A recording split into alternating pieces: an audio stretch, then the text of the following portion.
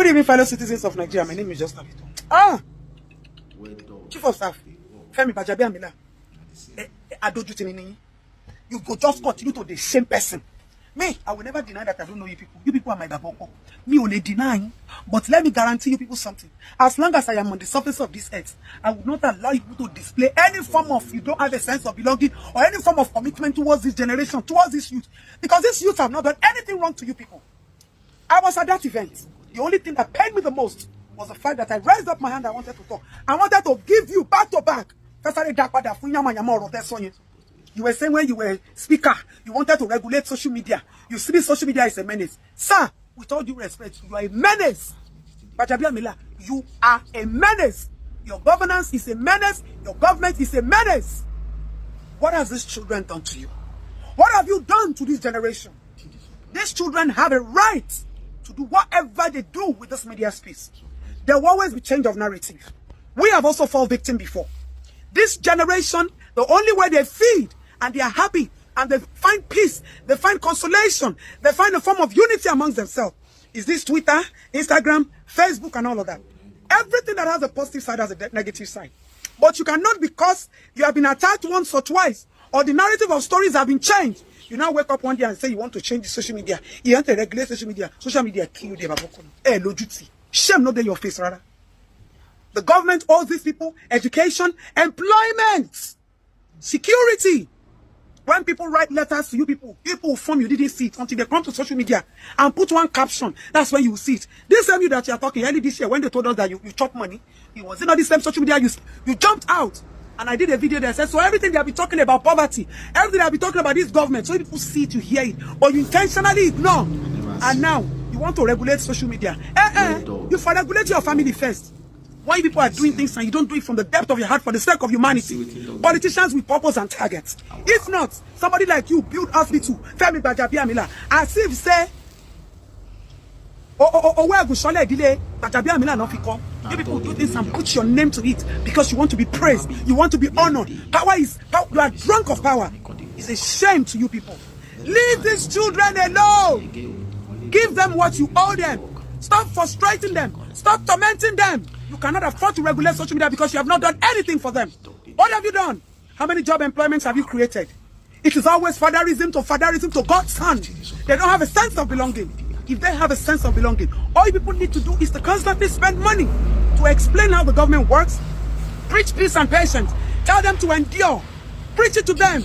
That is all they need. This generation, our children do not have a sense of belonging because you perchance are used to the fact that, and when they talk, let them be shouting. After 2 weeks, they will get tired. Just will always come. Don't mind them. So you don't mind them. But when we open our mouth to give you your size, you can say you want to regulate social media. Social media kill you, dear chief of staff. You don't have shame. If it is your own children, your biological children that complain on this social media daily, would you ignore them? You are their father. You remain our fathers. But if you choose to ignore this generation and they have not done anything, they are only demanding for their rights. They know better. They understand better. They live in the global village. They learn from the global world. They know what it's supposed to be. We didn't know because we thought that everything you were doing for us was a favor. Now they know that this government is indebted to them. Una go do that and go there happy. Una build hospital, una call all the people, all the others, just say you bring them, you say you they launch hospital because you feel you have done a favor. You have paid part of your debt. Chief of staff, leave these children alone. Even me that I am talking, I have been a victim so many times. We have been bullied. They've done so many things to somebody like me as a person.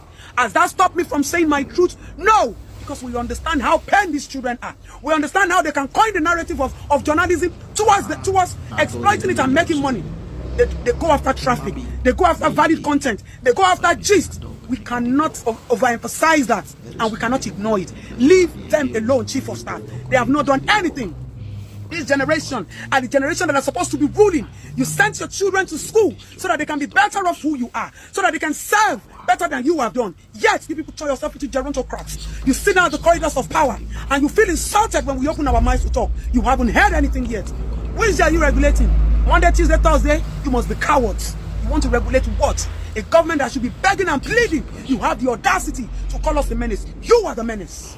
You, I put it to you, you are the menace. We are only tolerating you people.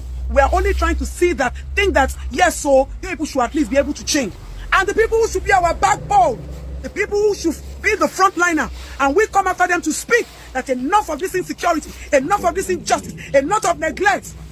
Moral decadence has overtaken the rule of the day. Our children have become professors of crime.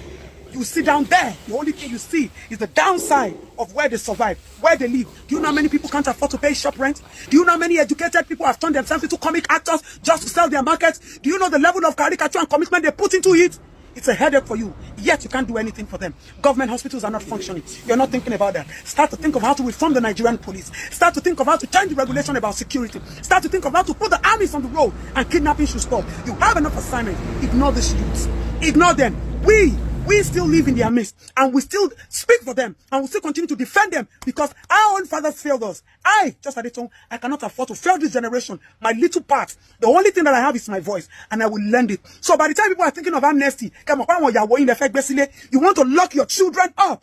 You want to destroy your own children and destroy your future. Go ahead and try it, and then we'll see how many people you want to lock up. Cowards.